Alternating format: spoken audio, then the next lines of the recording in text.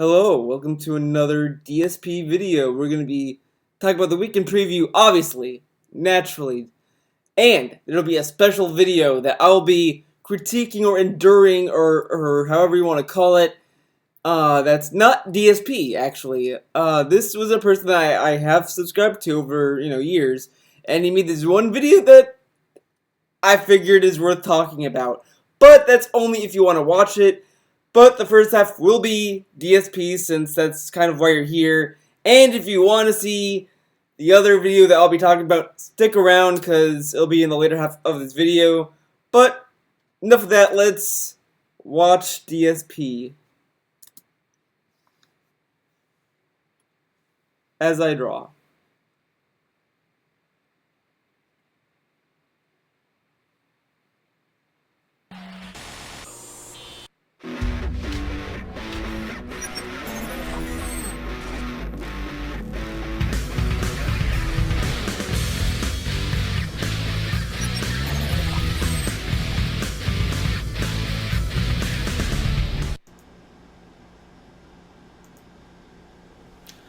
Hello everyone, am I centered? Hello, Can't tell. everyone.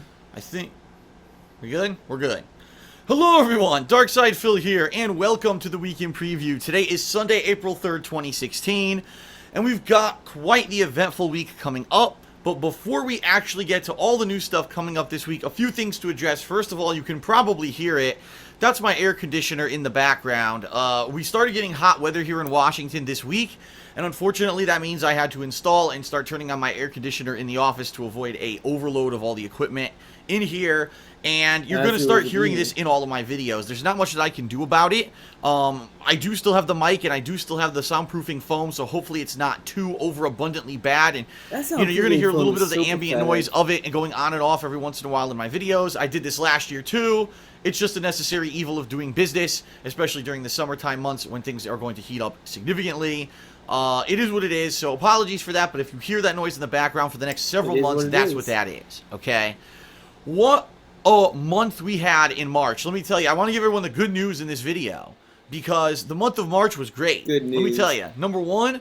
I just love how he talks to his fans as if, like, they're investors or something, like, it's so, like, who cares? Like, it's like if I start every video talking about, hey guys, my DSP videos have great views. You guys have been really sticking around. Thanks, for watching all my videos. It's just been a great year. All those views and comments and likes are really help the business. By the way, I am grateful you guys watched these videos because I think they're kind of dumb videos, but you get the point. It's just that, I don't start every video talking about my views and be like, oh, well, look at this. This means that I'm doing something right. So I just think it's funny that he keeps talking about views. Like, I don't think any of his viewers care. The only people that would probably care about his views is honestly Sammy Samosa. He's probably the only person who cares because it's Sammy.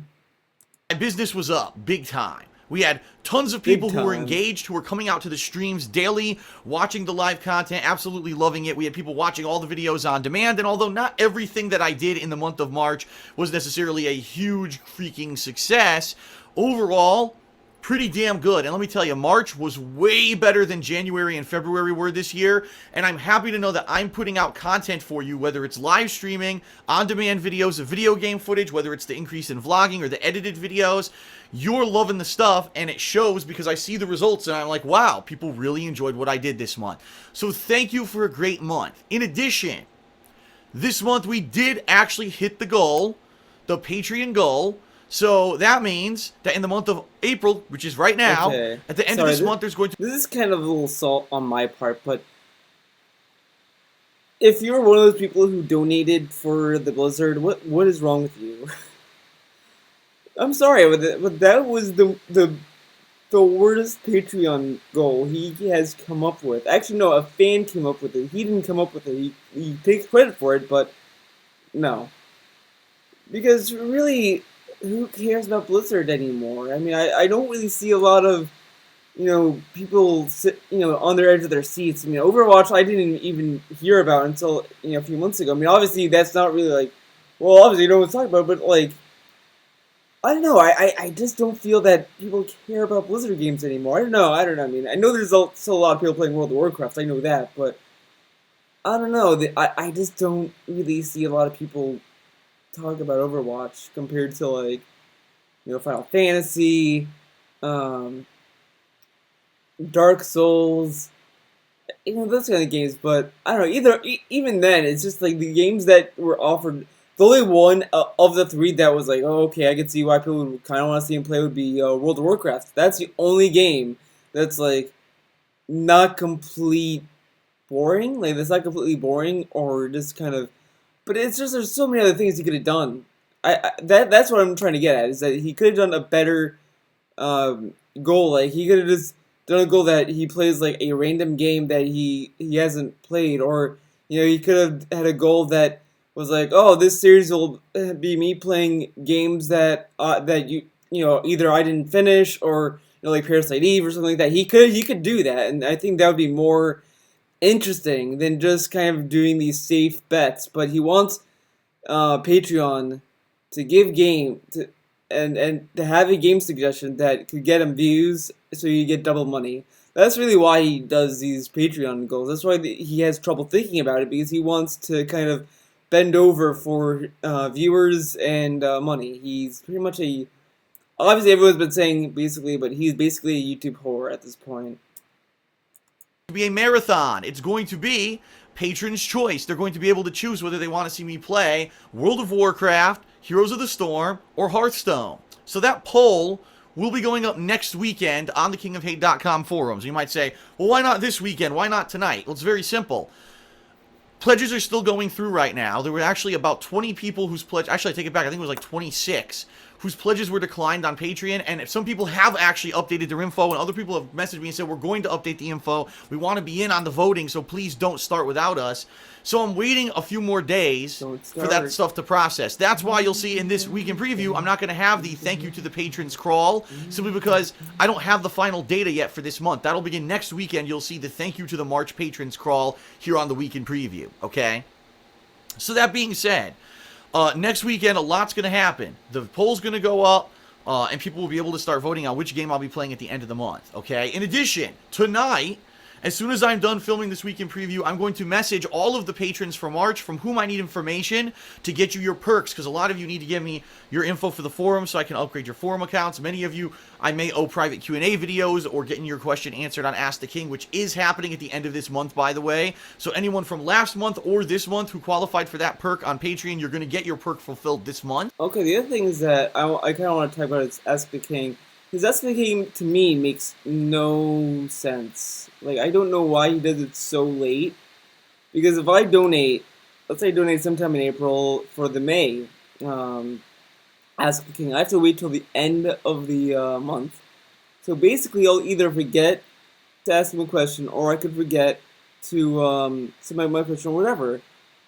That's kind of sleazy, because he's just taking the money, and if I forget, that's on me, because I forgot to submit my question.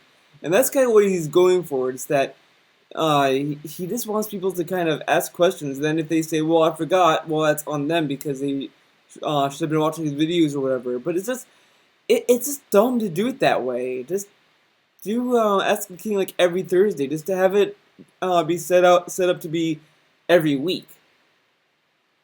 But whatever, that's just my opinion.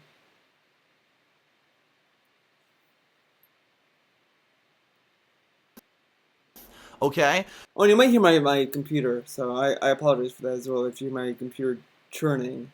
So a lot going on with Patreon, and it's positive stuff. So business was great in March. Patreon, we hit the goal. Like, I couldn't be happier with how the business is going right now. I'm very pleased, and I want to say thank you to all of you who came out in March to support and to watch and to just have fun. Thank you. Humans. Now on to April, and that's what we're going to talk about in this video. What's going on this week? Now, first of all, you may hear my voice is not getting any high-pitched in this video. You notice that? My voice is shot today. Listen to this shit. Okay, my voice is shot. I can't do anything. He sounds fine. Like, again, I don't want to kind of compare it to Mega 64, because Mega 64 actually does stuff, but they do this video series, Todd and Aaron, and they say every time they do it, their voice kind of gets defeated, basically, because they're yelling a lot. When you watch Todd and Aaron, yeah, you see that they pretty much yell because that's their characters, but so I can believe that their voice is sharp, but when Phil tries to claim it, I don't buy it because half the videos that he kind of hypes it is not really that. And I also want to say this because he kind of canceled yesterday's stream, which was Monday, saying like, "Oh well, my voice is still shot, guys. I can't. I'm not streaming." And today he's Tuesday. He's playing Quantum Break. So don't you think it's a little weird?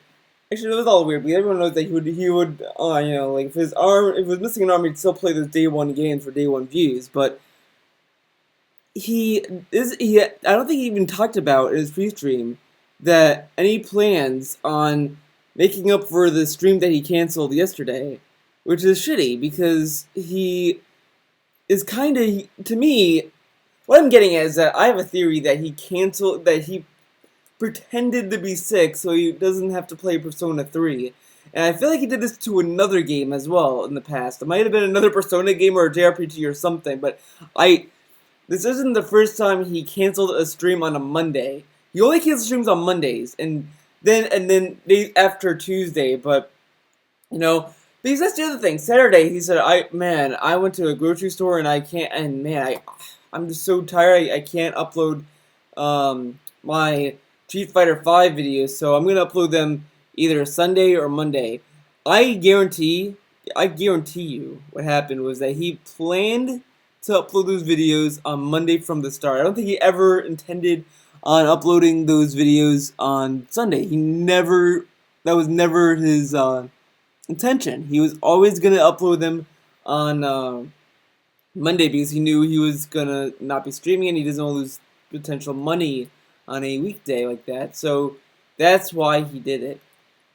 That is my theory, at least, is that he intentionally did this so he could get out of playing Persona 3. I can't prove it. I can't say, well, look at this evidence here, but I just wouldn't put it past him. And as I said before, that's kind of a bad sign when I can kind of rule out you playing games or something that I feel that you're doing some sleazy shit like that. That's kind of a bad sign as a YouTuber. I mean, it's like you can kind of argue that I might do it with my main channel, saying like, oh man, I'm really busy with stuff. But the thing with me is that I make $0 on YouTube, so I kind of just go at my own pace. And I actually have like paperwork here. I mean, look, I have the script on a review I'm working on. I'm still like trying to finalize some points I wrote down here. So there's that, and then I have to like apply for other shit. I have so much things to do that is just not related to YouTube. Probably not as much as most people, but that's the thing, is that, YouTube isn't my career, so that's why I'm not really pushing a lot of my video stuff content-wise, but I am working on things. Believe that. But I'm not saying, I'm sick, I can't do it. Oh, man. And it's not like anyone's paying me to do this, either. It's not like I'm being paid to do this review for Ruby, or that I'm doing a review for some show because I'm being paid to do it.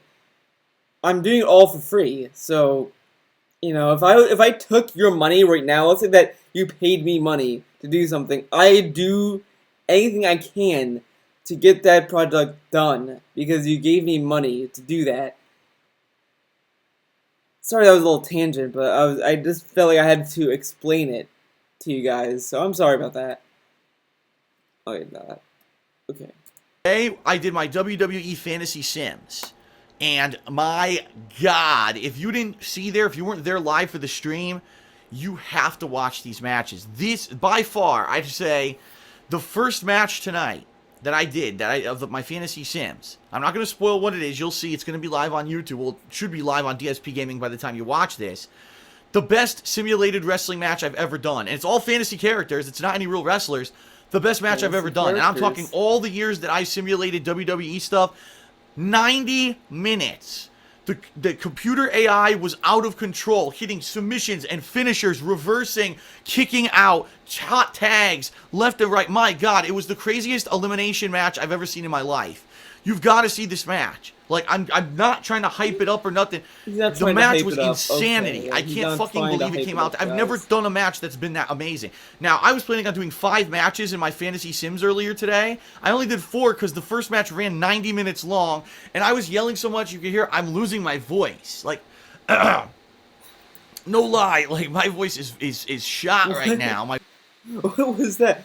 My voice is shot. Oh, man. That sounded like a fake cough. I'm sorry. When you cough like that, and you have a sore throat, you're not just gonna cough once and then that's it. You're gonna go in a string of coughs. I've been in that situation where where I was coughing all that shit, and I guarantee I can just do and then go into a sentence. I would be like, like I would just be then. Now I have hiccups, so there's that. But that sounds so fake. That sounds the fakest cough I've ever heard. Jesus, Phil. Jesus. And just this shilling of his video. Oh. My vocal cords are very strained. Yeah, so very after I'm strained. doing this weekend preview, I'm actually not doing anything else tonight. Originally, I was planning on maybe doing the Final Fantasy 15 new demo that came out. I can't do it. My voice is so shot. I need to give it a rest for tonight because tomorrow I'm back. Right? I'm back full time with everything. Poor guy. And I need to be ready for it. Okay. So talk for 30 check out minutes. those Sims live on DSP Gaming right now. They were great. I'm doing the weekend preview right now, and after this, I'm going to be doing patron stuff, messaging all the patrons, and that's it for tonight. Tomorrow, Persona 3 returns for its final major stream until it goes on semi-hiatus. And what I mean by that is it's not that I'm going to stop playing the game altogether. In fact, I've actually have plans to play it a few times at least during April. But this is a load of shit. People paid for Persona 3 and he's just like, well, it's going to go on hiatus.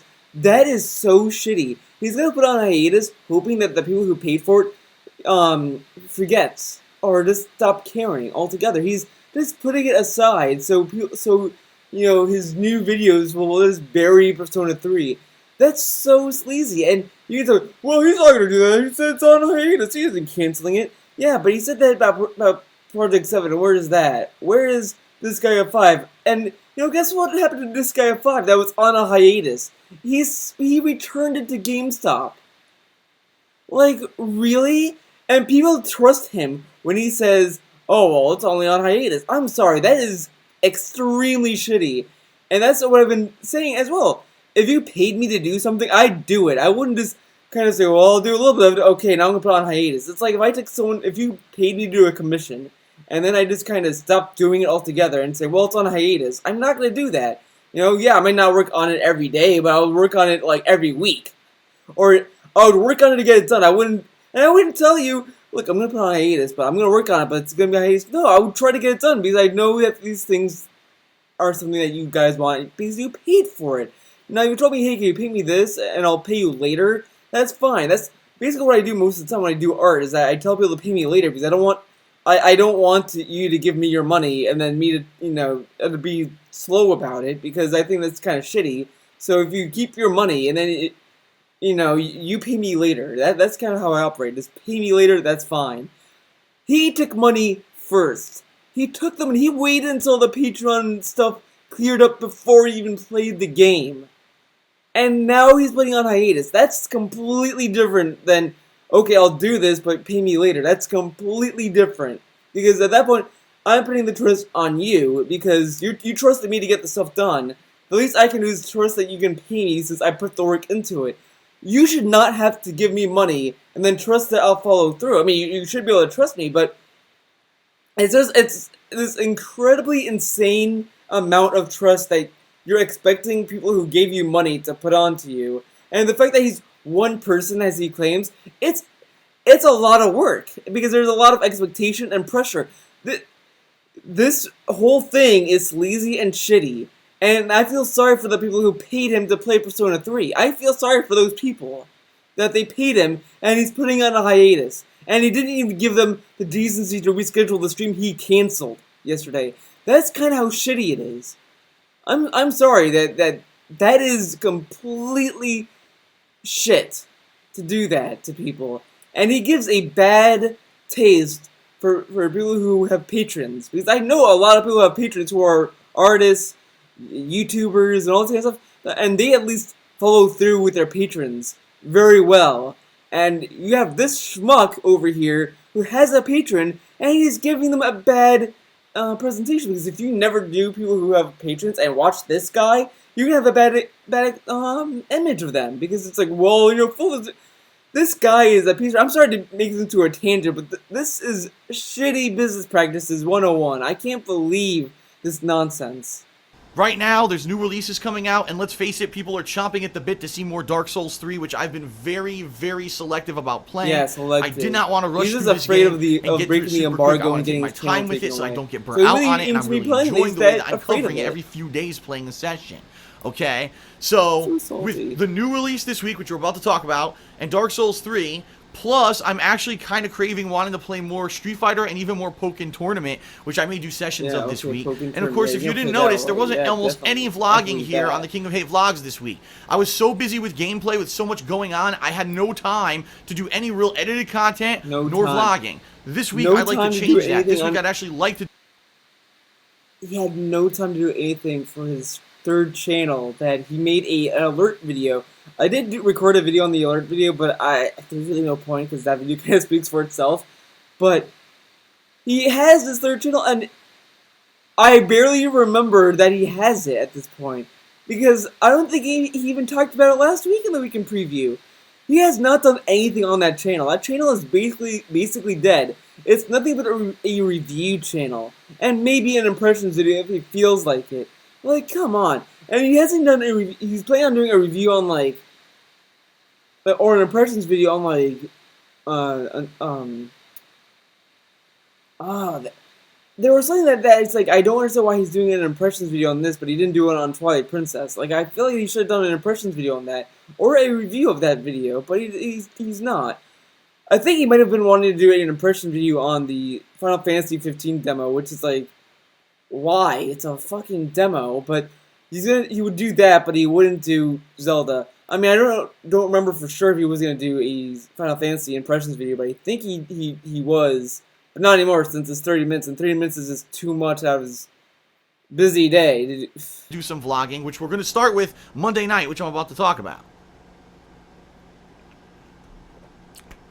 So, with all that going on, Persona 3 will not be played as a mainstream anymore, but it will be played maybe as like a secondary session one day, or if I really do have a day where I just don't feel like playing anything else and I want to have a more relaxed, fun stream of a JRPG, maybe I'll do Persona 3, but it's not going to be my focus in the month of April, alright? Just making that clear. Thank you, so Monday, tomorrow, for the April money. 4th, it's going to be the main fucking focus, it's going to garbage. be the mainstream, and that's going to be the That final day shit. where it's kind of treated like that for a while. So if you're a fan of Persona 3 and the playthrough, you're going to want to come out tomorrow to check that out.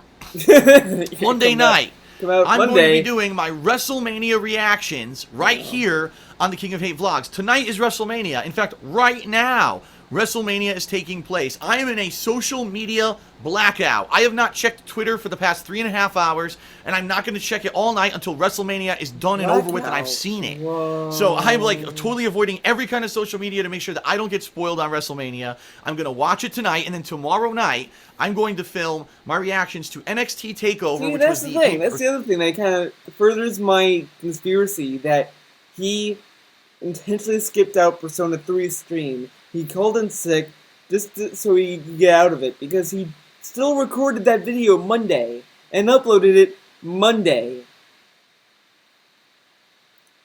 If he was still sick, if his throat was really gone, why do a video that requires you to stare in front of a camera and talk for 30 minutes? You know, for a video game, you have the video game already playing. You can add commentary here and there, but it's just you playing. Maybe that's why people come to your videos. But he can't do that, but he can do a video like this where he's just staring in front of a camera.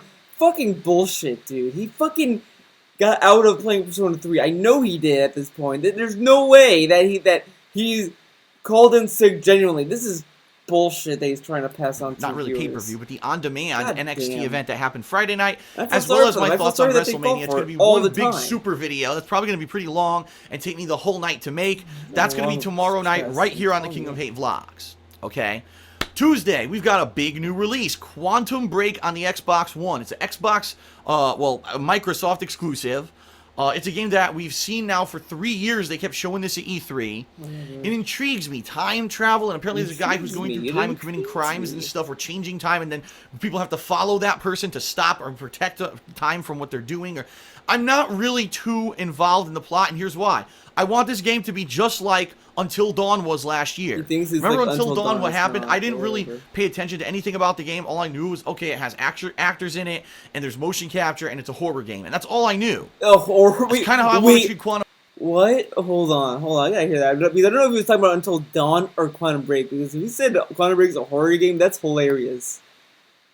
Look at that. Oh, hold on, I'm gonna screen cap that.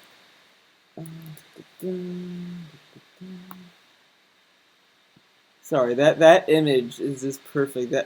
Wow. Okay, it has actors in it, and there's motion capture, and it's a horror game. And remember Until Dawn, what happened? I didn't really pay attention to anything about the game. All I knew was, okay, it has actors in it, and there's motion capture, and it's a horror game. And that's all I knew. Okay. That's kind of how I want to treat Quantum Break. Okay. I haven't really immersed myself in it at all, so I don't know too much about it. So that's good, because I'm going to play this game and play it completely cold. I may even have the stream chat closed when I play this game, yeah, so you can get my pure attention, my hyper-focused, pure attention on it. All right? So that's Tuesday. I'm going to be doing that on a first gameplay stream. If people are liking it, I may even do a secondary stream, a second stream that night. Okay? Wednesday. Well, first of all, Wednesday's my birthday, April 6th. Turned 34 years old. Quite honestly, I don't even care. I'm so busy these days, I don't have time to even really worry. Like, I've had no plans, not going out for dinner or nothing. It's just going to be a normal day for me. And that's what happens when you get older, ladies and gentlemen. It's a sad fact, when you get older, these special days, holidays, don't really amount to much of anything, at least for me. Dude, man, okay, this is going to go a little bit into learn a little bit more about me, I guess. I thought I was fucking depressed or down about my birthday. I mean, don't get me wrong, hey, you know, life is life, but I was convinced every year, oh, my birthday is just gonna get, you know, whatever, you know, it's just not gonna be as memorable anymore, or whatever, because, you know, like, you know, that kind of shit. But every year, I end up having a great day. I have a great birthday, apparently. I mean, like, last year I was shoveling my driveway all day, which pissed me off. I hated that. That was, like, the worst birthday. So that's kind of where the cynicism came from, was just like, I'm gonna just be shoveling my driveway next year, I know it. But I didn't. It was great. I loved that. I loved it. Thank you, nature, for giving me that gift. But, it got better, but, like, you know, I wasn't like, you know, man, this sounds so depressed. Like, it almost sounds like he's ready to cry, because, like, you know, when you're kind of hiding that, you know, you might feel really sad, or you might you know, start to cry, and you're just trying to hide. You're just like, and that's kind of how he's talking. Like, you kind of tell he's lying, because you know it does matter to him, but he doesn't want to say it. For whatever reason, I guess he wants to keep the charade of being a manly man. I mean, this is the guy that thinks that men don't care about soap, so. But he just kind of talks like he doesn't care, but you can kind of tell he does. I don't know. I mean, it's just so fucking depressing, man. Even if YouTube was my job, I would have taken the day off for my birthday. I would have been like, okay, well. Or I would have done something special on my YouTube. I would have done like a birthday stream where I play a game that I want to play because it's my birthday. How about that? Why? He could have just done that. He could have just been like, right, guys, Wednesday is my birthday, and for my birthday, I'm going to play a game that I want to play that means a lot to me, or just whatever. Instead, he's just fucking not doing that. He missed an opportunity to do something cool on his birthday, and he didn't take it. Anymore. It's just another day, right? So, look at that. Wednesday, my birthday, I turned 34. I'm going to be playing more Quantum Break on my first gameplay stream. Second session that night. What I might do, okay, is do a first impressions, because by then I'll have played the game for what? Like, that'll be 6, maybe 7, 8 hours. So maybe I'll do an maybe it impressions was this video, game. but I don't know. I've heard various things See, I about don't know Quantum why Break. he does these impression videos so like sporadically. Like he doesn't. Honestly, because those impression videos don't look like they take a lot of time. He could have done it for like every game he played this year, and he isn't. He did one for Resident Evil 0, Undertale, and this is in Dark Souls 3, and this would be his fourth if he decides to do it. He could have had like 10 videos done by this point because he could have done one on. He kind of did one on Street Fighter 5, but he didn't do a proper one, so he could have done that for Street Fighter 5. He could have done one for Pokken or Pokken, whatever. Zelda, UFC. Those are just 4 right off the bat, plus the Dark Souls 3 ones. I mean that's like 5. He could have had 5 videos done, plus the 2 that I didn't say. So that's like 7 videos. He could have had 7 videos in his first impressions, and he would have had content upload on Kyo Gaming.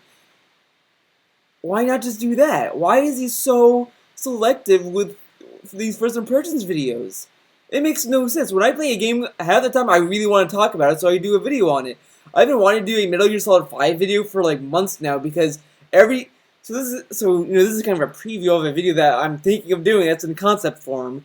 But I want to do a video that is just a rebuttal to all these negative videos that Metal Gear Solid 5 has came up with. Because I get why Metal Gear Solid 5 is disappointing. I'm not saying that it's the best game ever made or it's perfect, but I'm tired of seeing these same videos of like, well, this is why Metal Gear Solid 5 sucks, and they start going on this big list. It's like you're just ignoring the good stuff in the game and just focusing on the negatives. But instead of that, I just want to do a video on that because I really want to talk about Metal Gear Solid 5 because I like that game. It's really my game of the year of 2015, which is sad, but it's true. I mean, if that game didn't come out, it would honestly be Skullgirl's Second Encore.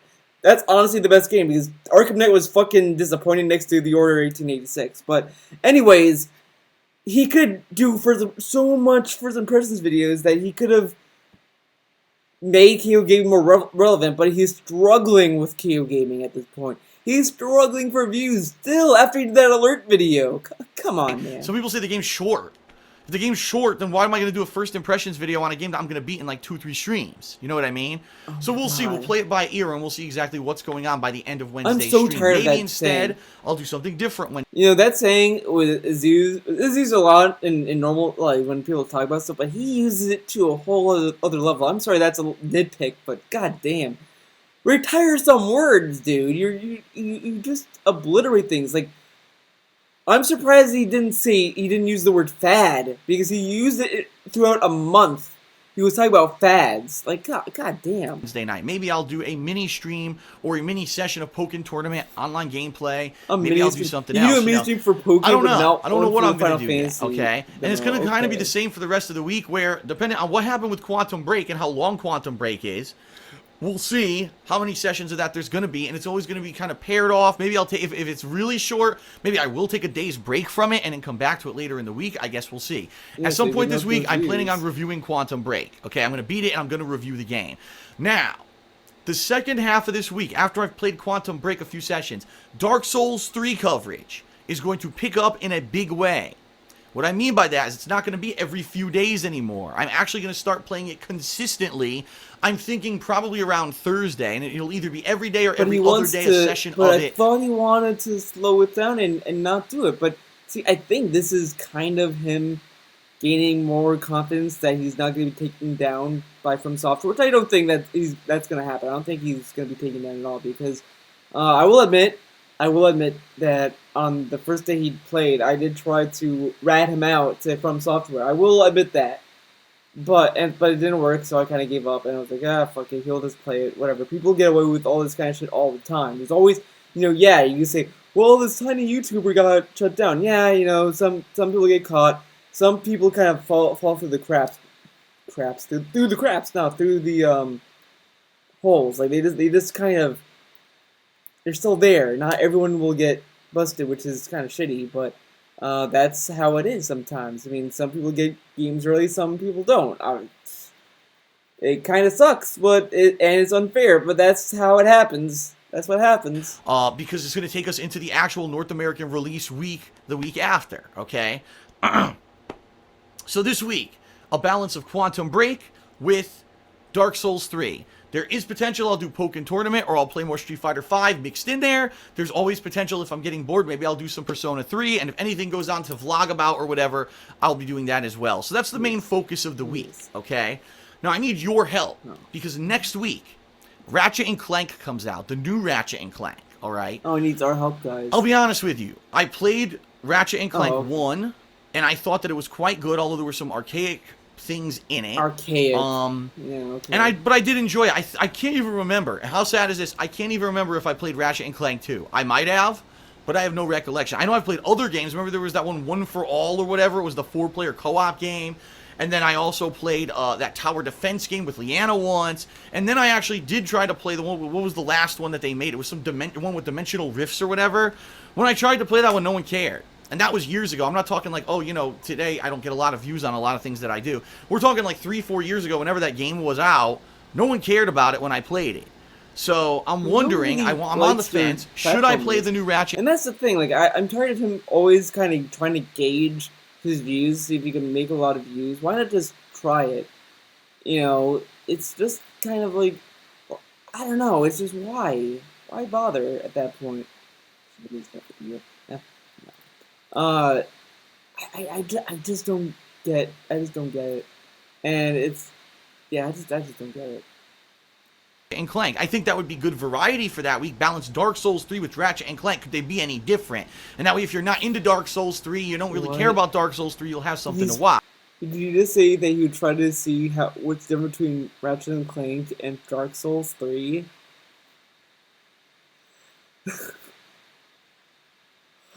Oh wow, that's some comparison there, Phil. I mean, like, that's like me playing Mario Golf and seeing how it's different to Mario Baseball. Like, oh man, I wonder how it's gonna be different. Like,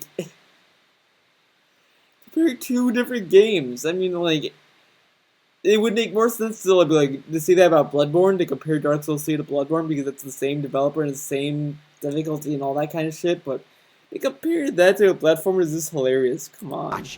But I don't know if I spend the money and time, right, invested to get this game if people are going to care about it. And the bottom line is, if I could be doing other better stuff with my time that's going to entertain you, I'd rather do it. So give me your feedback. Would you like to see me play Ratchet and Clank next week? Let me know in the comments of this video, or you can tweet me at TheyCallMeDSP, or you can email me at darksidefil@hotmail.com. Just a reminder, tonight, social media blackout. I'm not reading emails. I'm not checking nothing. But not tonight. So tonight you won't hear anything from, but I will start reading stuff starting tomorrow, or at least tonight after we're done watching WrestleMania. Okay? I really like your input, because besides Ratchet and Clank, the next thing coming out this month, just so you know, because you might be interested, is the week after, the 3rd week of April. It's the next Zombies expansion for Call of Duty Black Ops 3. It's actually the next zombie map and multiplayer maps. And yes, just like last time, I will be doing multiplayer cooperatively, probably with the Arid Lord and Coruchado and possibly P-Dog, if we can coordinate it. I actually haven't even talked to them about it yet, but I'm planning on it in the next couple of weeks. So we're going to do the zombie map together, hopefully. And yeah, I'm going to do some of the multiplayer, of the new maps of the multiplayer as well. And I probably will do an impressions video on it, just like I did last time, okay? That's what it was. That's what it was. He was gonna. Sorry, I did watch the weekend preview before, but he would do an impressions video on a DLC for Call of Duty, but he wouldn't do one for a full HD re-release of Zelda. Like, why? And he claims to be a Nintendo fan. Bullshit. Come on. Box Zero comes out April 22nd, which is a Friday, and then the final week of April is the next Hitman episode 2, okay? So that's kind of a rough idea of what you can expect this month, of course. Plus, at the end of the month, we're going to have Ask the King. At the end of the month, we're going to have this Blizzard Marathon that I mentioned. We're going to have ongoing Persona 3 coverage. So there's a lot going on this month. Take a sip. Also, keep in mind, on the fly, I may be covering things that pop up. I mean, last month in March, I thought the entire second half of the month was going to be dead. It was the complete opposite. We had DLCs, we had episodic games, we had betas, we had shit jumping out of the woodwork to fill the month, and I almost get the feeling it's going to be the same in April. Yeah, so, sure. You're gonna get in a game summary, that's gonna leak in April. thank Right, you for dude. a great March. You guys and gals out there who watch my stuff are freaking awesome. We had a great month. If we can keep this momentum going for the rest of the year, things are going to go great for the business, but we need to keep it going. So I hope you're going to stay engaged. You're going to come back and watch the videos, and you're going to, just basically turn out and check out my stuff and kind of give me the benefit of the doubt that it's going to be entertaining. All right? Thank you for the Patreon support. Thank you for everything. Thank you. I'm very excited for this week. I've been looking forward to Quantum Break for a long time, and I hope it ends up being an entertaining playthrough for you. And, of course, more Dark Souls 3 and everything going on. Lots of fun. WrestleMania. I can't wait tonight for WrestleMania and to give you my reactions to it tomorrow. Thanks, everyone, for watching. That's it for the week in preview. All right? Like I said, no credit roll this time because I have to wait for the patrons to process. It's only the third day of the month, and a lot of the people are editing their stuff. So next week, that'll return. Okay, that's the end of that. So we are gonna do a special video. Hold on, let's start at the beginning. So this guy, okay. So if you're done with all you came in for DSP, it's over. It's done. But before you leave, I did start recording the Almighty Challenge. So that's still happening. It'll probably be done by the end of the year. But it's happening. It's happening. But anyways. So this guy, DigiBro, if you want to watch, you're done with DSP, you can leave. This is for people who want to see the secret special video guest thing. This guy, okay, I found this guy, I kind of crossed paths with his channel back when he did pony videos. That's right, he did analysis for their show, for that show. Kind of watched it because it was kind of interesting that he overthought a show that was for little kids. So that was just kind of an enjoyment for me because it was like, wow, I didn't, I watched, obviously yes, I watched that show, but I kind of just, it's a fucking base show. It's not like, oh man, the show, but yeah. So I watched this guy because I was like kind of surprised that someone watched the same show that I was watching, and this guy came up with all of these weird type of like. It just blew my mind. I was like, wow, the show is really not that deep. And he's just like kind of overthinking that show, in my opinion. He overthought that show hardcore, in my opinion. But he left that show because he said that show was dumb and it was pandering to kids. Surprise, surprise. Who would have thunk it, right? Anyway, so then he started talking about like anime and all that kind of stuff. So he starts talking about normal shows at that point. Relatively normal shows. By the way, this guy was asked a question by one of his fans that, why don't you do an analysis video on Breaking Bad? And he said, because it's not that compelling compared to My Little Pony, which is kind of I laughed at that video. I don't know what video it was, but somewhere on his channel. Not this channel, this is his After Dark channel, where he just uploads kind of like whatever, but it's kind of his dumpster of videos. It's kind of like this channel, but it's a dumpster channel. And he said that, like, Breaking Bad, like, when you watch it, you know how to feel, because it's just like, man, Walter White, he's making meth because, it's for his family, and there's just nothing to talk about there, because everyone knows what's going on in that show. But My Little Pony, no one knows it. Like, it was so weird. Like, I was floored at that point. I was like, the show is talking to, like, the youngest demographic. Like, it's not fucking rocket science show. The show is pretty straightforward. So then he made another video, years later, about, reviews. And saying, like, and this one, I kind of see it. I will admit, he kind of had a point. But I just fundamentally disagree. He was like, well, when you rate things, and you give something an 8 out of 10, you're saying it's as good as other movies that are 8 out of 10s. And it's like, no, like, you can do that for your own review system, sure, but, like, if I review something an 8 out of 10, I'm talking about that particular movie, because there's some things that movie might do well, and there might be something in itself. I'm not going to compare, like, Mad Max to Fargo. That's fucking insane, because they're two different movies that are attempting two different things. I mean, there's some technical parts that you might compare it to, but it's just really like the rating is your overall experience and enjoyment of the movie, not like, I'm going in and well, this and that because I'm not. No, So I just kind of disagree with that. So right off the bat, his title of this video is how JonTron Season 3 misses the point of YouTube. Now, already that title itself kind of rubs you the wrong way. It rubbed me the wrong way off the bat because, to me, there is no point of YouTube. And that's the thing. You guys, I'm sure you're going to say, well, you kind of, criticize DSP for how he runs his YouTube business, but here's the thing. If you run a channel, and it really depends on the channel you run, that's the only thing that you're being critiqued about, because he's running a Let's Play channel, DSP is, and he's just doing it all the wrong ways you could do a Let's Play channel.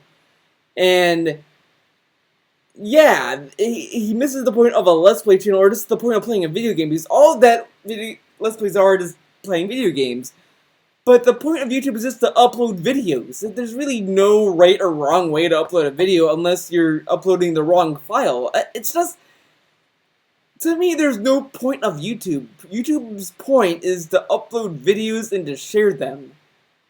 But let's hear this guy, what he has to say, and I think this guy has a tick with his eyes, so yeah. Has fundamentally misunderstood the appeal of YouTube in Season 3 of his YouTube show, and I'm going to talk about why and sound excited while I do it because I tried to record this, and it was really boring last time. So, JonTron is a gaming YouTuber. Really big, really influential, really great guy, and used to make really amazing videos back in the day. I was a big fan of him before I became a YouTuber.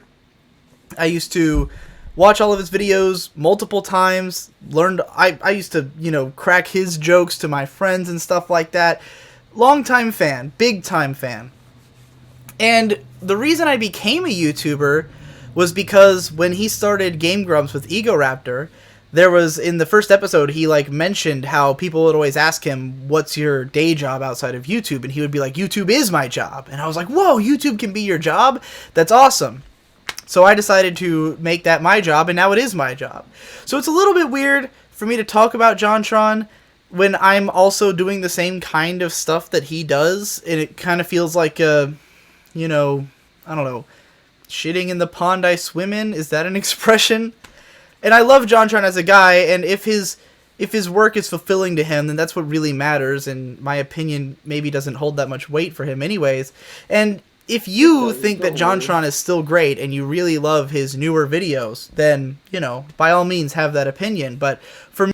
And this is the other thing that he kind of does as well. He keeps, before he goes on to his opinion, he says, well, this is my opinion, so if you disagree, or if you like this, that's fine, And I hate YouTubers that do that shit. I'm sorry, that is just a pet peeve of mine. I did it too, actually, but the only reason why I did it is because the person I was talking about, that I was critiquing, passed away, and I didn't want the video to sound like I'm kind of insulting the guy who passed. It was in a Ruby review, by the way. I was reviewing Ruby, and I didn't have the best of opinion of it, so I didn't want to sound like I'm just insulting this guy. I mean, I didn't draw any insults, obviously, but I didn't want to sound like a dick, so I just, said, look, I kind of did that kind of shit. That's the only video I've uploaded. Maybe, early in my earlier videos on my main channel, I say that shit because I was young and stupid, but when YouTubers now just make a video and say, well, it's my opinion, and if you don't like it, that's fine, I mean, this is thing, and then they go into what an opinion is, and it's just kind of, it makes the video stop. Because at that point, I want to leave. Because I shouldn't be told right off the bat that I'm okay, that everyone's entitled to an opinion. I know that already. The only time you should ever say that is if you're doing a video about opinions or something. It's ridiculous. It blows my mind. It's the shit that DSP does that also pisses me off. Because he says, well, that's my opinion, only when it suits him. But it's just like, everything you say is an opinion. If you talk about something, that's an opinion. If I talk about this, that's an opinion. If I say, well, I like this statue, that's an opinion. And then you could say, well, see, I'm doing what I hate. And that's why I hate it. You're already sitting there and like, yeah, Theo, I get it, because it's redundant. I'm sorry. But It irks me.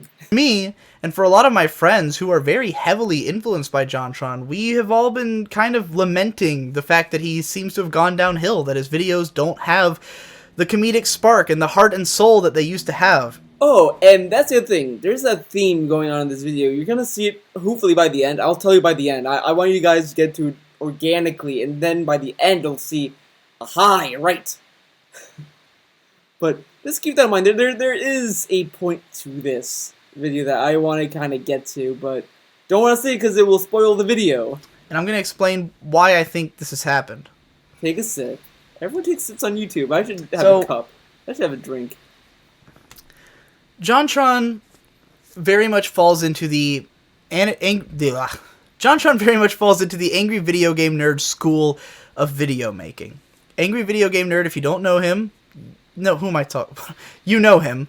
Was one of the first big internet video guys, and the idea of AVGN was that it was this guy who was in like his late 20s, who had grown up with all these old Nintendo games, but he was like remembering that a lot of them were shitty. So like each episode of his show would be like he's in his room, and he'll pull out some ancient shitty game, and like the context is usually that it like traumatized his childhood. It was this huge piece of shit, and I can't believe they made this. And he'd throw it in, and he'd talk about how dumb and stupid the game is, with a lot of colorful language. And it was a fun show, and everybody loved it, and everybody copied it. And JonTron sort of comes from the same place. Now, the appeal of these videos that a lot of people don't necessarily understand until you think about it, and why they've been so copied, and why this style is so popular, is that it's about being a guy in your room playing video games. It's relatable to the audience as a bunch of guys in the room playing video games. But what made AVGN work was that you felt like you were in his room with him. You were in this very lived-in space, this place that was clearly where he actually lived.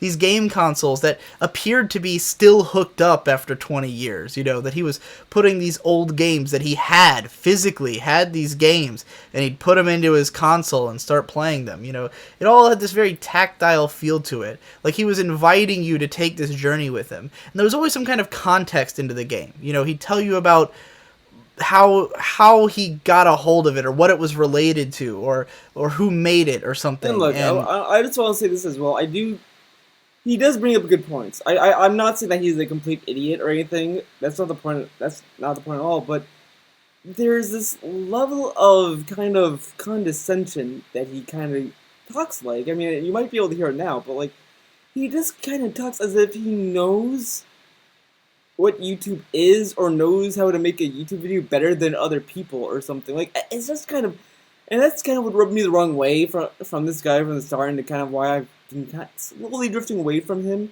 It's just that it's off-putting, because I mean, like, I'll admit I do kind of the same thing on this particular channel, not my main channel. But the thing is that, I'm just really kind of commenting on just how a guy runs his business shitty. But here it's just that, I'm not saying that I'm not saying, or at least I'm not trying to say that I could run DSP's channel better than DSP. I wouldn't say that.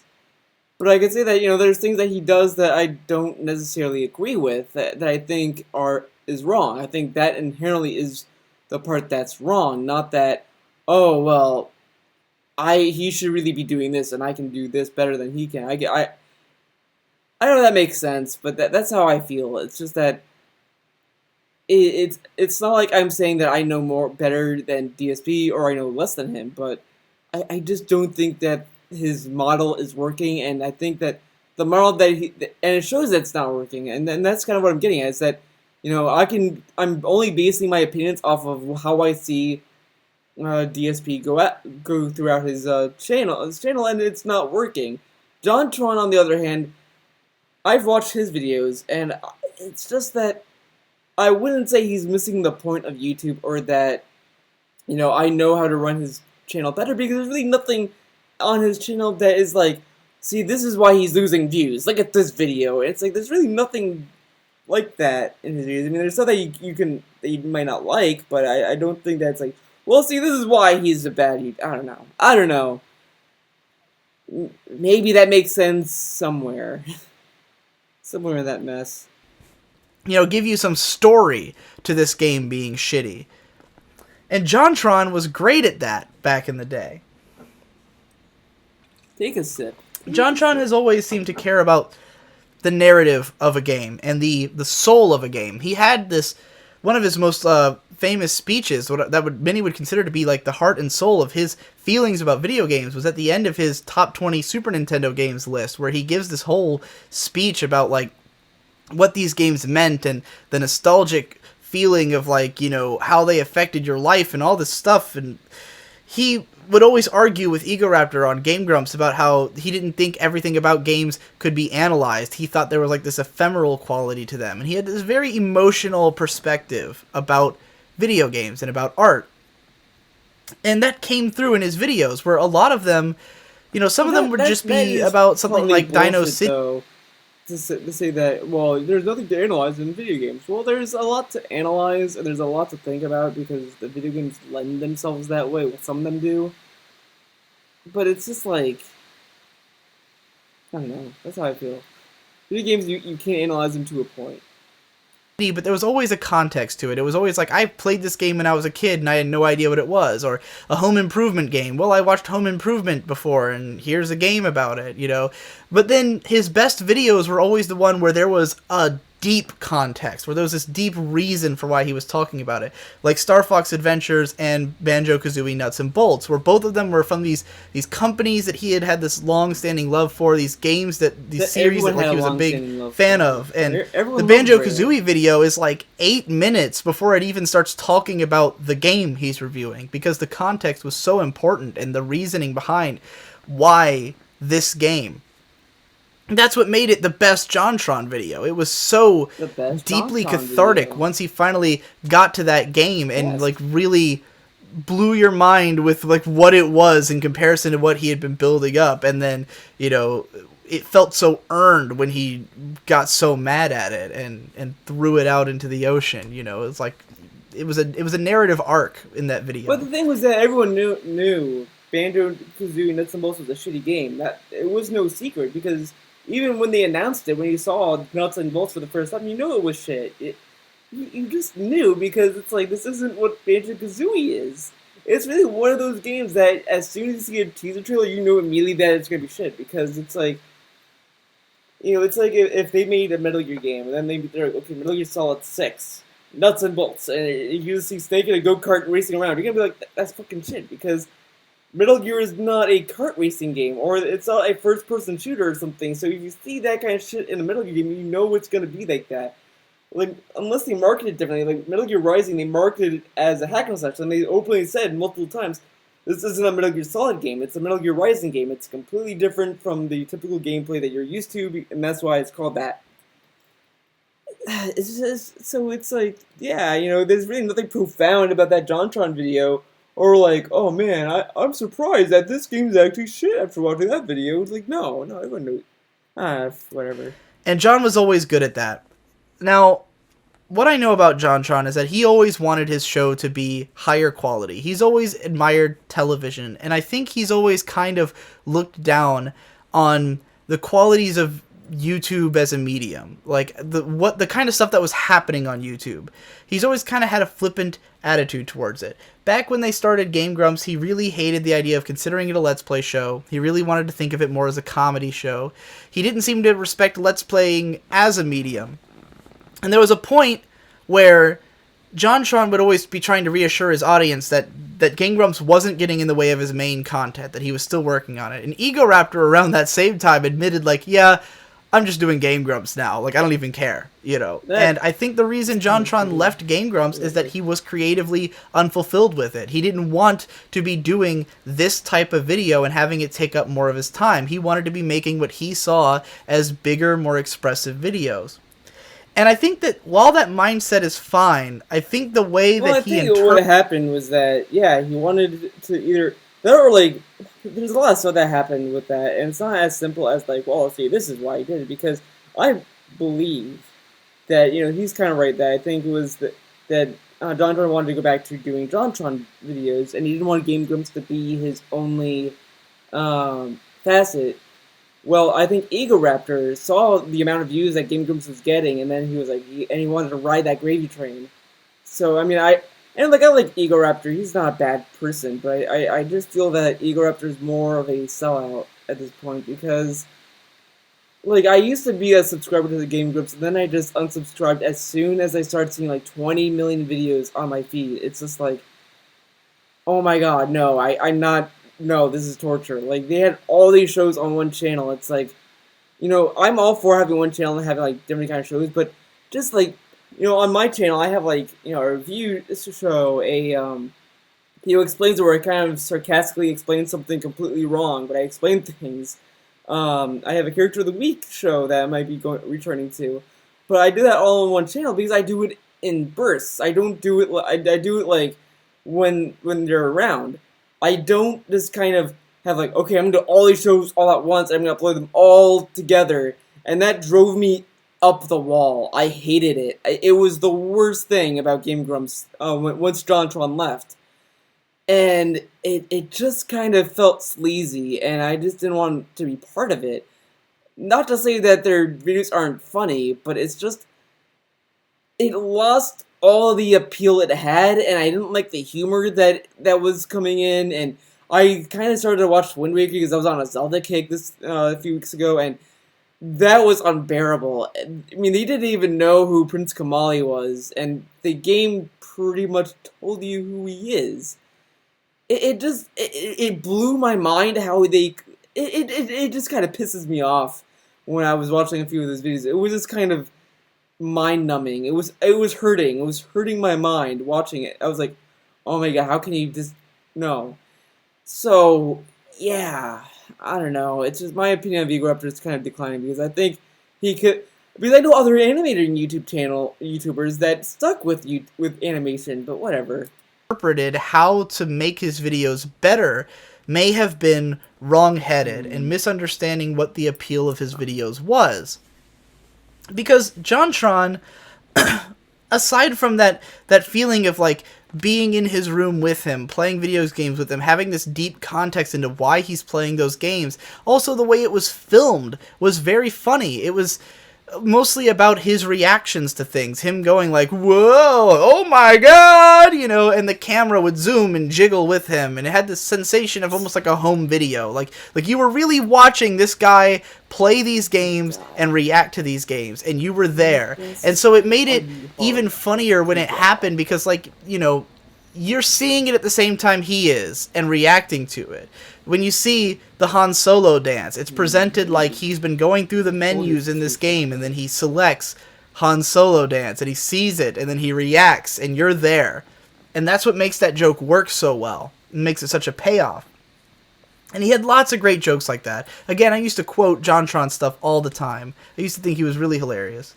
And then when Season 2 of his show came around, which starts like in the Nightshade era up until before the beginning of Starcade, then he definitely was trying to raise the production values in ways that I already thought kind of were missing the point, but the show still was mostly the same kind of show. He still had stuff that was very contextual, like his Goosebumps videos or his Are You Afraid of the Dark video, where it's like these were shows that he really cared about as a kid, and he was guiding you through the episodes and like talking about them in some depth, making you feel like you were a part of it. The Takeshi's Challenge video is one of my favorites because he goes on like introducing you to who Beat Takeshi is and why it's so weird that this game exists before talking you through the game itself. And even when he did talk about something weird, it was because it was so weird. It was like the weirdest thing ever, and it was like, what the fuck am I looking at, Or it was like something culturally important, something that was like infamous. And the things I don't like about the filming from that era, he started using these depth of field shots a lot, where he definitely had a nicer camera, and he would really have like soft focus, like the focus would be just on his face, and then everything would be blurry in the background, and it kind of takes away from the comedy because it's a little bit distracting. Like it's supposed to look nicer, but instead it just feels weird because you wouldn't film your house that way. You don't look at your house that way. You don't look at it doesn't feel as at home. And in those videos, he also had like a somewhat odd... See, that's the other thing. Like, it's kind of shitting on, not shitting, but he's criticizing JonTron for having better equipment, and I think that's kind of that alone is just a silly complaint because if I had a YouTube channel and I want my YouTube channel to be a business, I would get better equipment, and Mega 64 does that, uh, and even JonTron does that. And kind of ironically, I think this guy does it too. This video, on this particular channel, he doesn't really care about production values, but on his other channels, he would try to make stuff nice. But it's just like he should get he should get a better camera if he wants to have his videos like nicer, because you kind of have to go with the times on YouTube. Because if you stick with the same old stuff, because well, that's my bit, it's I need to keep it, then you just kind of stay there. I mean, and I had this discussion with a friend of mine who said that that's what he liked about the old Angry Video Game Nerd videos, was that it felt like a old classic video, and it's just like that to me. I think is kind of a silly complaint, because it really needs to evolve. Everything needs to evolve. Everything needs to change. You can't just stay in the same pond forever because it works. Because yeah, it's nice recording on an old timey camera, or or this or that, but sometimes you might want to up your quality because you want to kind of do something that's going to be, because the thing is that if you stay with the same equipment, then you put yourself at risk of being outdone by someone else. Like if someone's like, you kind of have to. It's kind of like a racing. It's almost like a race almost, where if you're all the way in the lead, yeah, you get and you're lapping people. Like, you kind of like take your time at some point. You might walk and all that kind of stuff. But then some guy might start catching up to you, and you start noticing that, and you're like, okay, I gotta up my game. Gotta do something else. And that's kind of what YouTube has become, where you kind of have to find ways to. It's not like really cutthroat or like trying to shit on the competition, but you really need to either stay at the same level or just just kind of be there. If you just kind of kept doing the same stuff, he would just fade away at that point, and just he would be more irrelevant than he is now, I guess. With JonTron, you can kind of, I guess, argue that JonTron's irrelevant, but I think he has enough relevance to last. Apartment, because it was a very stark look where he had these very clean poster layouts and stuff above his couch. It was just a kind of an odd location and way of filming, but you still could tell you were in JonTron's house. This was important, and it's what's completely missing with Season 3, because with the newer JonTron videos, now he's on a set, and now he's using these really nice professional cameras, and immediately the illusion of being in JonTron's house and watching him play video games has been totally lost, because it's obviously a set. It doesn't look like a place anyone this is a wishy-washy argument, because I have seen nice apartments like that, like that. Let's see if I can try to get a picture.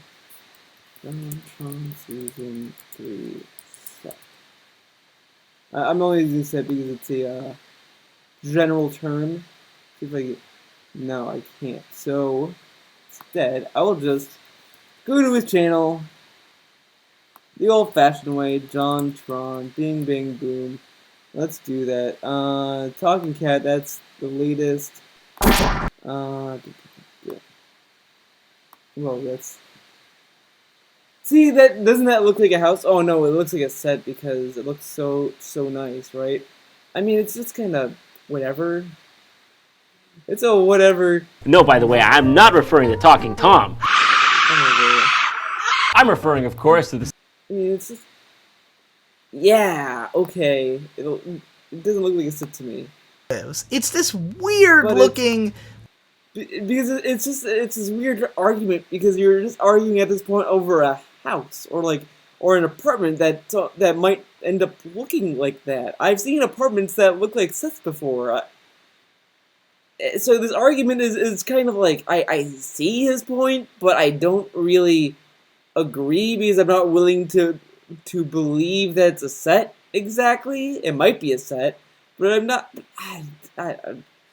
Like New York apartment that looks like it belongs on a sitcom that doesn't feel at all like a place a guy would be playing video games. And you can tell he's not. You can tell when watching it that the game is not there. He's not actually playing the game in front of you. And mind you, he never necessarily was. Part of the joke with JonTron, he always called attention to the unreality of the fact that these videos are edited, where he would put the game into like a different console than the one it goes with, or something like that. He'd do all these weird little jokes that weren't, that called attention to the fact that this was not really him playing video games, but it still felt that way because he was still in his room. He was still maintaining the illusion. And I think there's ways you can play with that are really clever. No. Like in the first ever Drowning in Footwear video, also known as Endless Jess, if you go to Endless Jess's channel and go to the first one, it starts off with him holding a controller, and then he says like, I'm not even in the game, like turning the camera around, there's no TV there, he's not in his game room. And it's funny, but it still feels very YouTube. He's still in his house, in his room. JonTron's videos now, the question I have when I watch them is, why even be in a room? Why even have the idea of a guy in a room playing video games? It's not your room. You're obviously not playing video games. It just feels very strange, jarring, and weird. You see this set. Where are you, John? Because all I can picture is JonTron walking onto a set, sitting in front of a camera, and pretending to be commenting on a game, as opposed to being in his house commenting on a game. It feels so weird. And the set is not good for this style of video. Because not only does it not look like a real house, it doesn't have any like people always brag on like the filming in front of your collection, and it is kind of corny when do that. The point of that is to establish like what kind of person you are, what kind of interests you have, what kind of taste you have. Obviously usually video game, usually a video game channel, but it gives you the sense of who the person is. Maybe.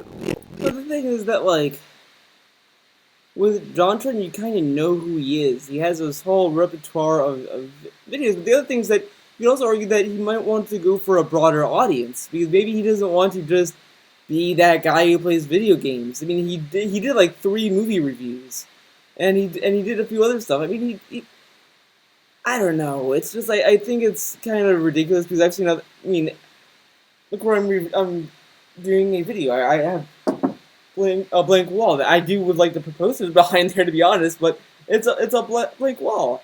I do a live views on my couch over there, and I have nothing on the walls. I have pictures, but I can never get them in frame properly. But it's really not a big deal. But I know I think that's a weird how strongly they because that's the thing. Like, you're not there to watch JonTron for the set. I mean, you could say that, I like this set more. I mean, it's kind of like X-Play. You don't watch X-Play for the sets, but you can say, well, I like the set where they were in like a living room type deal. I don't like the one where it's like a blue background and screen ball things or on the floor or whatever. But at the end of the day, you're watching X-Play for the reviews. Care about their video game collection and their identity as this person. Even if it was just, even if it wasn't that, even like MKBHD, a tech reviewer who films in his room, like he films in front of his computer, and it's a very sparse space, but it gives you a great sense of who he is as a person. He likes things to be clean. He likes to have, very minimal look to his apartment. Everything's very white and stark, but the tech immediately springs out at you and catches your eye. The way the room is set up, it just looks like a place where he actually lives, and it reflects his personality well. You can't really picture JonTron living in this set. It doesn't look like what his house is, especially because you know what his house looks like because you've seen it in other videos. So it's like, where the hell are you, John? It's so dark. It's like got blue walls, and it looks like a strange other world. And especially because the kind of camera work that's happening couldn't be done in a house because the camera is so pulled back that it's clearly behind the fourth wall. It has no sensation of being a real place where anybody lives. And as a result, all you can ask yourself is, why are you sitting there on that couch playing that game? And the camera work is very like flat and stationary, and like there's lots of panning and slow zooms and slow pans that are not funny. The way that JonTron felt before, like I said, where his "oh my god" moment, like the joke is the camera zoomed in and shook around because it felt like it was a person trying to capture this moment as it was happening. And now he'll be like doing a joke while the camera slow pans dramatically. It's not comedy filmmaking because the people filming it obviously don't know how to do good comedic filmmaking. They're using equipment that you would use to make a movie that's a comedy, but they're filming a style of comedy that is very YouTube. It's very intimate and in your face, and the joke is that he's the one who made it, not this other thing. He's taking the same jokes that he's always been doing, these very YouTube style jokes that worked with the setup he had before, and he's applying them to a setup that's meant for a totally different style of humor, and it just doesn't work. And there's never any context anymore. The things he's reviewing don't mean anything to him or anyone else. And the moment that finally broke me and made me like unsubscribe his channel because I just couldn't believe that he had gotten this unfunny was he recently did this video about some movie. I don't even know what it was. It was some like cheap low budget film, and it was very much in the vein of like Cool Cat Saves the Kids. And if you haven't seen YMS Your Movie Sucks in his video on Cool Cat, that video is extremely good at being a YouTube video because it's a guy commentating over footage of film, which is a very YouTube style of thing. But he immediately at the beginning like tells you about why he chose this movie, why it matters to him because it's a film that he watches all the time because he thinks it's hilarious. That's the other thing. It's like, I just don't think JonTron wants to be a complacent YouTuber because, as I said, it gets stale, and you know he just wants to keep trying new things because he changed sets like 3 times, and you know that's fine. And the camera work is whatever, but I just don't think that at this point that recorded on YouTube type joke is dated at this point because no one makes videos like that anymore. I mean, you make and that's the thing is like you can't live in the past with your YouTube channel. You can't just do the same thing and expect people to kind of react the same. I mean, on my channel there was a lot of stuff where on my main channel I would just sit in front of the camera and start talking.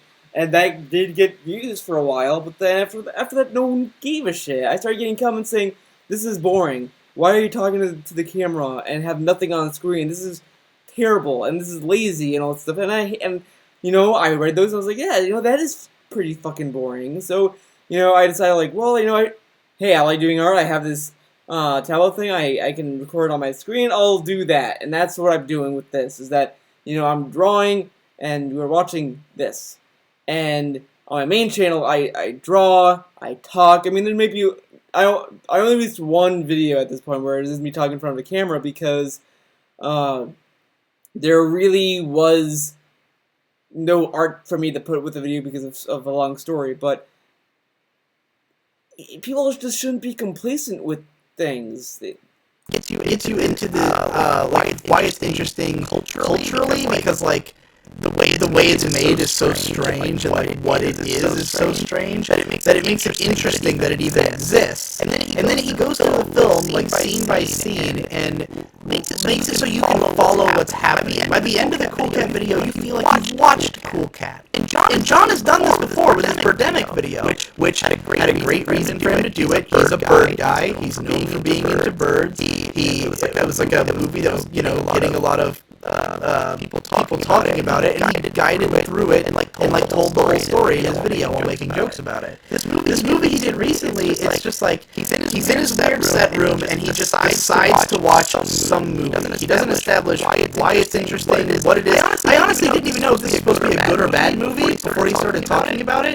He just jumps in and starts picking out random scenes from this movie to comment on. And I had no idea what this movie was about, what was going on, where am I? It was just like he took a bunch of random scenes from this movie and made jokes about them. I felt so lost and disconnected, and like but what if none of the elements add up. And I feel like this is such a fundamental misunderstanding of what he was doing well and what YouTube is, because And if you want like to see people who are doing the old style well, Hypocrite very much took influence from early JonTron, combined it with more of a reviewer mentality, but he still does those same kinds of jokes where the camera work looks like it's at home, and it looks like like he's talking to this hippo toy that really lives in his house and stuff, and I think there's people like him who are still doing the medium well, and I think that in addition, YouTube has moved in a different direction from where JonTron is moving. Where at the time that he was first doing videos, and when Game Grumps started and everything, it was still weird for videos to be longer or to be like lower effort in production. Where people were used to videos being 5 to 10 minutes long, and that everything in it was very tight, and all of it had to be funny if anybody wanted to sit through it. But YouTube's not like that anymore. And I think that back then, I think the reason I disagree with that. I think the length should only be dictated by what you want to talk about. Because I do still get comments from time to time that my videos are too long and they need to be like less than 10 minutes. I still get comments like that, and people tell me that every day. Is that I don't want to sit through a 30-minute or whatever video, and it's like I get that, but honestly, the length that I put them out is just the length that it is, and I'm sorry that that's how you feel, but that's the only time I care about length is if there's a lot of redundancy, and then it's like, okay, I need to reshoot this because I repeated myself several times. I only allow myself to be redundant at most one time. I can only be redundant most, if not enough, no times. Then I delete it. I delete the video. So I just think that the length is just ridiculous. Like for Let's Plays, I feel that those videos should be an hour long. Because you're watching a guy play a video game. You're not going to play a video game for like 5 minutes and then be like, okay, that's the game. But if you're doing a review, you do need to be concise and tight, because if you go too long, the people are going to lose interest and no one's going to watch it or care. And that's the problem. And that's what JonTron still does well, is that it's a tight video where you go in and you know what you're getting and you get bullet points and that's it and you move on. He doesn't linger, he doesn't dilly-dally with his videos, it's just straightforward. Ego Rap so abandoned his old style like just animated. It used to be that doing a 3-minute animation was like the ultimate type of YouTube video, because short everything was funny. And animation forever. It was like every 6 months he'd put out a video. But like. When you look at what YouTube is now, with a show like Game Grumps, there's been thousands of hours of games, and it comes out every day, and people watch it over 20 to 30 minutes every day. That's what YouTube is now. People will watch 20 minutes of content. But see, that's the thing. Like, and I know animators who do like 3-minute animations that are still popular. Harry Partridge, Hot TV Demon, Spaz Kid. Well, Spaz Kid hasn't been doing videos lately, so I don't know if I want to even add into that list. But and I'm sure there's other animators that I don't even know about that still do things. And I think doing animators just moving to Let's Plays, I think is just it feels lazy to me. And that's why I respect like Hot TV Demon and Harry Partridge a lot, because they stuck with animation and they are successful at it.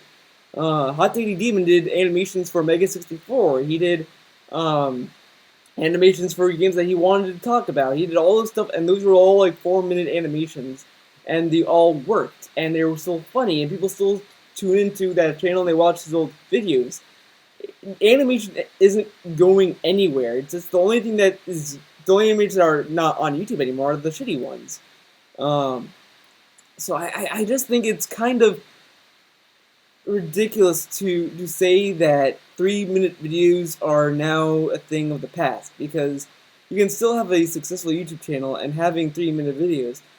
like look at that's why a lot of people criticize DSP videos is because DSP's methodology with his videos that he doesn't upload one big chunk. He uploads like 20 million videos that are 10 to 20 minutes, and that is shitty because you're getting tons of video notifications of that channel. Now, if he did like once a week, he uploaded like a 20-minute video of his Let's Playing whatever. That's fine. I can understand because it's once a week. But he obviously wants to do like full playthroughs, so he should just release them in hour length videos, not just this and that. And that's why I think JonTron works, and why the length isn't a widespread grid. It's not like, oh, well, you need to have your videos this long or this short. It's just, it really depends on the video you're making. Like, this video already, I'm sure it's over an hour, because I'm talking a lot about these videos, and there's a lot to talk about, so it dictates that length. I mean, I could easily split these two videos in half, but I'm not. Sorry.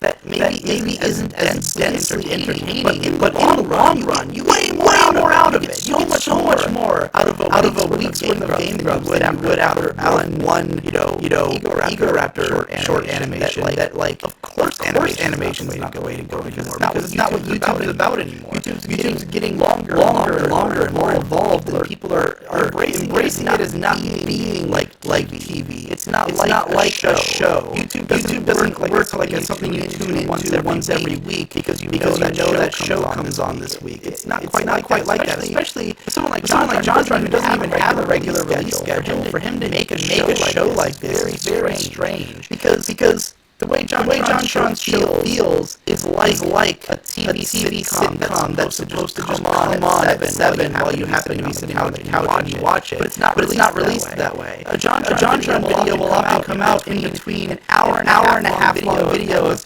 just shitting on Batman versus Superman, and then a JonTron video, and then some like other some Nerd Writer video. It's just in the fold with all that other stuff, and somewhere in the middle of that 1 hour and 30-minute Jesse video, I'll laugh my ass off at some random joke he made that happened to be really funny, and I'm willing to watch the whole video. John has this 20-minute tightly edited high-budget video where the jokes are mostly that it's expensive. He has a joke about how he there's one part where he brings in a horse and he's like, I actually brought in a horse, and it's like, okay, is that funny? Is the joke literally that you blew money on a non-joke? It's so odd. It doesn't help. It doesn't help at all. I'm way more entertained by Jesse standing in front of his bookcase, stammering for half an hour. Because that's what YouTube is about. It's a different kind of medium. It's about things coming out and you watch it. You're always on YouTube. Things show up and then you just sit through them. It's not a show you prepare for. Schedule and comes out once a week. It's a feed of a bunch of things. So I think that what JonTron's doing is escaping the point of YouTube and escaping the realm of what made his videos interesting back in the day. And I don't know if he understands that at all, because he said. And that's the thing. He's saying that, I don't understand it at all. But like, there's no point of YouTube. Like, that's the thing. There's no schedule for YouTube other than your own schedule. He only uploads videos that he's done. It takes him months to record a video, so then he uploads it, and that's why it looks probably very well produced. Is because he takes his time with it. Than just uploading videos, and I just don't get his argument with. I just don't get his point with a schedule, because like, if there's a schedule of time to set up for it, then is that a good or bad thing? Because usually I like my channels to take their time with their work. If they need a month to do their videos, then they should take a month. I don't want them to kind of throw a video out there that's not ready just because they have a time schedule they have to abide by. And some channels have a schedule, some don't. I had a schedule for my Character of the Week where I would release a new video every Tuesday of the week. every Tuesday of the month, and then that was it. But it's just YouTube has no policy with that. It's up to the channel. Like that's the thing. Like I take major inspiration from Youngtown. Youngtown's a great YouTuber. I highly recommend him. He's very funny. But he has no schedule with his videos. He just kind of uploads them at will, and he gets criticized for having this kind of weird tone with his video. Like, one video could be serious, the next video could be a complete satirical video, and there's really no way to trust his videos, and I disagree with that. I love that each upload, you don't know what you're getting from that guy. Like, you might get a satirical video, or you might get something that's obviously funny, and I like that. I like that in a YouTuber. I don't like YouTubers that just kind of stay on the same tone and just kind of like, at that point you're just going to go to sleep. Unless you're watching, like, these kind of videos, I guess. That he's happy with the way that his videos are coming out. Like, he's working on sets and everything. And I'm thinking that it's not that you can't do that and make a good YouTube video. I think that stuff like music videos that are often very high budget, very expensive productions work with media because they're usually 3 minutes long. And it's like you're not gonna go to a theater to watch a video. Music videos never made much sense on TV. Back when they did like CRL, it was always very odd. Music videos are perfectly suited to easily consumable. I can get up and watch it, and it's type of media consumption. So you can do formats that make sense on YouTube. But doing like a TV show episode on YouTube totally misses the point. I think. And okay, see, that's the thing. He's pretty much saying that you can't have a TV show on YouTube. That's not the point of YouTube. It's like YouTube is just a service to watch videos online. There's really no well, if you record it like a TV show, then it belongs on TV. You can't record a show like a TV show on YouTube, because that's missing the point. It's like, there is no point, and that's kind of, and I'll tell you right now, if you didn't get the theme that he's just kind of long-windedly kind of arguing is, he likes, it's old versus new. It's like, he likes the old days and the new days, and it's just like, that's fine. A lot of people like, classic Nintendo, like some people like the NES, and they don't like the Wii U, and all that kind of shit. That's all opinion, obviously, but it's just, you can't say that, well, Nintendo misses the point with video games, because there is no point of video games. It's just to give you enjoyment. So you can't really say, well, they missed the point, because they have a tablet controller, and they sell toys. It's little amiibo. That's not the point of video games. It's like that. You're wrong, because there is no point to video games other than giving you entertainment, and this happens to give you entertainment by giving you content for the game. I don't mean to make this into a Nintendo discussion, but it's just to say judging a YouTuber for making a video that's on par with a TV show is a flawed argument, because then you're really arguing, then you might as well just say that TV shows can't be movies, because they're two different mediums, and it's just like, that's not how it works, and that's not how YouTube works. There's no right or wrong way of YouTube, and that's kind of what drives me away from this guy, is because he made multiple videos on this. Like, he defended disabling comments, which I think is garbage. I might even do a video on that, because that is a ridiculous argument, but this is still up there, because he's shitting on JonTron for having a better equipment, having a different set, recording with a different set, not making the same jokes, and it's just like, he did a Q&A, and he said that, the reason why he doesn't feature Jock in a lot of his videos is because he doesn't want to run that joke dry. He doesn't want to run it to the ground, and he wants to only bring it out when he feels that is the need for it, not just to throw it in there for the sake of it. So this guy's argument, I feel, is completely jaded with his own I can't talk. His own way of filming YouTube videos, and it's just that, he is a successful YouTuber, to be honest. This guy has made a lot of videos, and he does make money off it. But to just act as if you know what makes a YouTube video work and not work is ridiculous. Or that, you're arguing the point of YouTube. There's really no point of YouTube. That's not really the point anyone wants to make. Because there's no point. The only point that YouTube has is just to share videos. That's always been the point for YouTube. It's not a marketing machine. That's why people don't have YouTube as their full-time jobs, because they don't see it that way. They see YouTube as a way to share their enjoyment. Now, you can have it as a job, sure, but you can't just go in thinking, I know how to run YouTube and I know the ins and outs. Because there's really no right or wrong way to record a video, because it's, at the end of the day, it's your video that you're releasing. It's like a TV show, making a TV show, and then a network, and someone who's never made a TV show goes up to them and says, you're not making a TV show the right way and you're missing the point. And it's just like,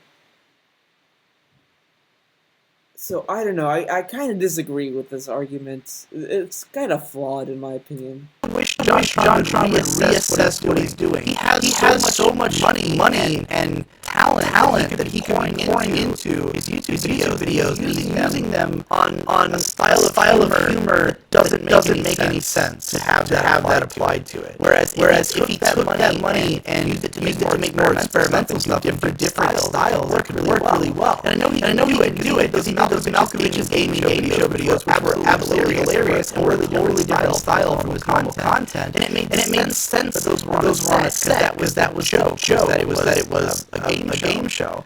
John could be using all this money to do really creative things, and instead he's using it to do the same thing he was doing before, without realizing that that's not the way to do it. So anyway, that's my JonTron rant. Hopefully you find this interesting. It's mostly interesting to me because I'm so involved in the idea of YouTube as an artistic medium, figuring out what YouTube means. And if you haven't seen this video by Nerd Writer called YouTube Media Message, that video really sort of opened my eyes to all this, thinking about how I think JonTron is really pushing a medium backwards in a way. Whereas I think Endless Chess is really pushing it forward and embracing what YouTube is and what it means and what it can be. See, and that's argument to say that YouTube is a artistic medium and it's not artistic. I've seen videos of a 3D, a computer rendered butt pooping in a 3D rendered container. Is that art? I think that video is called High Velocity Chocolate or something, but it's just like, you know what, I'm going to show you that video. It's the best video I've ever seen. It's just amazing. This is art. This is artistic medium. YouTube is an artistic thing. When you make YouTube videos, it's art.